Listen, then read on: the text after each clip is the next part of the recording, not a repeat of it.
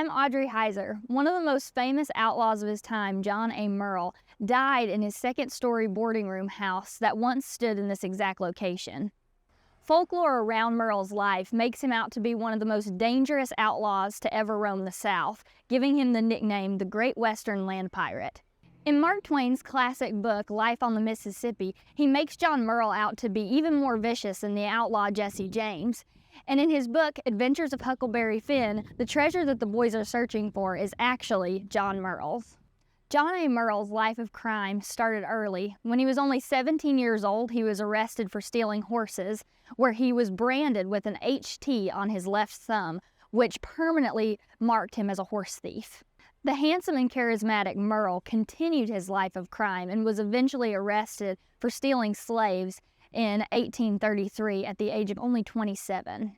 A sensational claim by one of Murrell's former associates said that Murrell and his gang planned to incite a slave uprising on Christmas Day of 1835.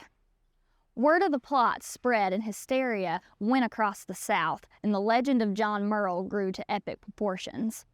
Despite his reputation, Murrell was reportedly a model prisoner. He became a Christian, was reading his Bible every day, and even learned the blacksmithing trade. After contracting tuberculosis, Murrell was released from prison early, where he moved to Pikeville. He lived and worked a quiet life in his blacksmith shop until his death in 1844, where he was then buried just a few miles out of town at the Smyrna Cemetery. A few days later, a couple of doctors visited his grave in the night, cut off his head hoping to sell admission to see it, but abandoned the plan when a Pikeville friend pursued them. John A. Murrell is still capturing imaginations across the nation. My band, Track 145, wrote a song about John Murrell. You can check it out in the link below. Your next stop about the Civil War will be across the street at the courthouse. Take the time to pray for the dark soul of the day.